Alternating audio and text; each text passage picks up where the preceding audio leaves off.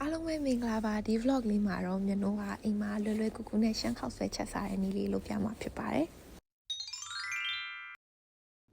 ပါဝင်ပစ္စည်းရဲ့အနေနဲ့ကတော့ဆန်ခောက်ဆွဲပါမယ်ပြီးရင်ဝက်အယိုးပါမယ်ဟင်းရင်ချက်ဖို့အတွက်ပေါ့နော်ပြီးလို့ရှိရင် soy sauce ပါမယ်တကြားပါမယ်ပြီးရင်တော့အဆက်ရည်လေးလုပ်ဖို့အတွက်ငရုတ်သီးစိမ်းပါမယ်ကြက်သွန်ဖြူပါမယ်ပြီးရင်ခရမ်းချင်တီပါမယ်ပြီးလို့ရှိရင်တော့ကျွန်တော်ပဲငပိလေးကြိုက်တဲ့အတွက် soybean paste စီဝယ်ထားပါတယ်ပြီးလို့ရှိရင်ကြာညို့ပဲရည်အနောက်ပါမယ်ပြီးရင်နနံပင်လေးပါမယ်နနံပင်ကအမြင့်ပါတာဝယ်ထားတယ်ပေါ့နော်ဒါကတော့ပါဝင်ပစ္စည်းတွေအကုန်လုံးပါစောနာပြောဖို့မေ့ပါတယ်စီချက်ချက်ဖို့အတွက်turmeric လေးနဲ့ paprika လေးကတော့မပါမဖြစ်ပါအသားတော့ကတော့မြန်တို့ကြက်ပေါင်ကိုအယိုးထုတ်ပြီးသားလေးဝယ်ထားပါတယ်ခုတော့ချက်ဖို့အတွက်စပြီးတော့ပြင်ဆင်ပါမယ်ကြက်သွန်ဖြူလေးကိုဓားပြရိုက်ပြီးတော့နုံနုံဆင်ထားပါတယ်ခရမ်းကျင်သီးလေးတွေကိုလည်းခရမ်းကျင်သီးအနှစ်ချက်ဖို့အတွက်နုံနုံဆင်ပြီးတော့ဆင်လုပ်ထားပါမယ်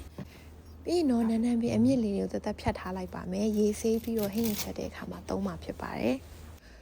ဝက်ရိုးတွေကိုအရင်ဆုံးရေတစ်ထပ်ပြုတ်ထားမယ်ပေါ့နော်ပြီးတော့မှရေတက်နေကိုဝက်ရိုးတွေရဲ့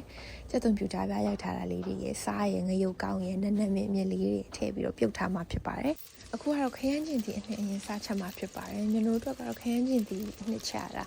အချိန်အကြာဆုံးပေါ့နော်အဲကြောင့်မို့သူအရင်ဆုံးချက်ပါတယ်အဲ့တော့စီပူပူတဲ့ကိုကြက်သွန်ဖြူလေးထည့်ပါမယ်ပြီးတော့စီလေးခဏတတ်ထားပါမယ်ပြီးရင်တော့စနွေးနဲ့အယောင်တင်မှုန့်လေးထည့်ပြီးတော့အယောင်လေးရေတက်လာပြီးတော့အနံ့လေးမှုေးလာတဲ့အထိကြော်ထားပါမယ်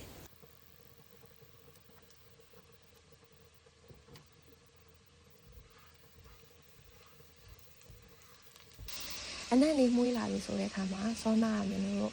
နုံနုံဆင်ထားတဲ့ခရမ်းကျင်သီးလေးတွေကိုထည့်ပါမယ်ပြီးရင်တော့အကုန်လုံးနှံ့သွားအောင်ရောမှွေပြီးတော့ခရမ်းကျင်သီးလေးတွေကိုအနှစ်ဖြစ်တဲ့ဒီချက်ပါမယ်ကျွန်တော်တို့ခရမ်းကျင်သီးအနှစ်ချက်နေလုံးမှာတခြားလိုအပ်တာတွေပြင်ဆင်ပါမယ်ပထမဆုံးကတော့စီချက်ပါအဲ့တော့စီပူပူတဲ့ကိုကျွန်တော်တို့ကြက်သွန်ဖြူလေးထည့်ပါမယ်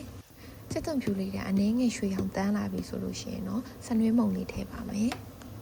စနွေးမုံလေးနည်းနည်းကြက်ပြီးဆိုတဲ့အခါကျမှကျွန်တော်က paprika လေးထည့်ပါမယ်ကျွန်တော်စီအဝါအနီရောချက်တယ်ပေါ့နော်လွယ်လွယ်ကူကူချက်တာဆိုတော့ငရုတ်သီးအယောင်တင်မုံကနည်းနည်းပို့ပြီးတော့ကြက်တာလွယ်တဲ့အတွက်ကျွန်တော်တို့နောက်မှထည့်တာပေါ့နော်ပြီးရင်တော့အကုန်လုံးကိုမှွေပြီးတော့ခဏလေးနေပြီဆိုလို့ရှိရင်မီးပူကနေချလို့ရပါပြီခရမ်းကျင်သီးရဲ့အရေးပြောလာပြီဆိုတော့အရသာလေးထည့်ပါမယ်ပထမဆုံးအနေနဲ့စားထည့်ပါတယ်နံပြားကြီးလေးနည်းနည်းပေါက်ပါမယ်နည်းနည်းချင်မှဆိုတဲ့အတွက်ကျွန်တော်တို့တခြားလေးနည်းနည်းထည့်ပါတယ်ပြီးတော့ soy sauce လေးနည်းနည်းထည့်လိုက်ပါတယ်ကြာညို့လေးနည်းနည်းထည့်ပါမယ်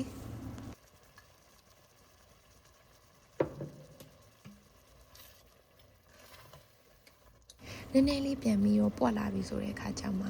ကျွန်တော်ပဲငပိလေးနည်းနည်းထည့်ပါတယ်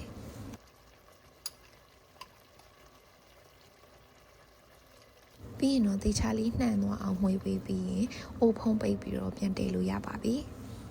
ကျွန်တော်တို့ပြီးလို့ရှိရင်တော့ကြက်သားလေးကြော်ထားပါမယ်ကြက်သားကြော်ရင်မှာတော့အများဆဆဘာမှတော့မထည့်ဘူးပေါ့နော်စားလေးနည်းနည်းရယ်ပြီးတော့ soy sauce လေးနည်းနည်းရယ်ထည့်ပါမယ်အဲ့ဒါပါပဲ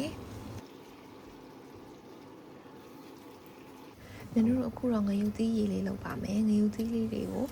ပပလေးညှက်ထားပါမယ်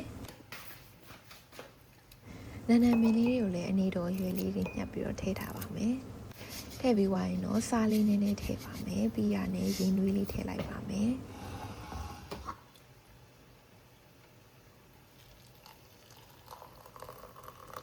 ခုဆိုရင်တော့ကျွန်တော်တို့ရဲ့ငရုတ်ရည်လေးရပါပြီ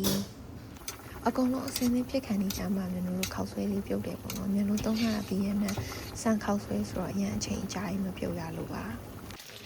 ကြက်သားကြော်ပြီးရခံနေလေးမှာတော့ကျွန်တော်တို့ white sauce နည်းနည်းထည့်ပါမယ်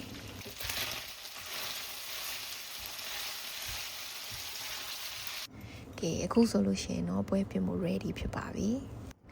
ပွဲပြင်တဲ့အခါမှာမျိုးတို့စိတ်ကြိုက်ထည့်လို့ရတယ်ပေါ့နော်မျိုးတို့ကတော့ခရမ်းကျင်သီးအနှစ်လေးများများနဲ့စားရတာကြိုက်တဲ့အတွက်ခရမ်းကျင်သီးအနှစ်လေးကိုနည်းနည်းများများထည့်ပါတယ်ပြီးလို့ရှိရင်တော့မျိုးတို့စောနာစီနီနဲ့စီဝါချက်ထားတဲ့ကြက်သွန်ဖြူစီချက်လေးနည်းနည်းထည့်ပါတယ်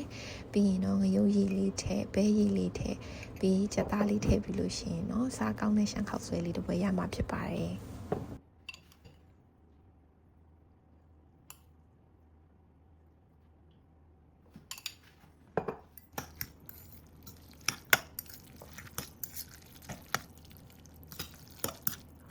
အိမ်မှာရှမ်းမုံညင်းခြင်းတွေလည်းရှိရတယ်ရှမ်းမုံညင်းခြင်းတွေလည်းထည့်စားလိုက်ပါတယ်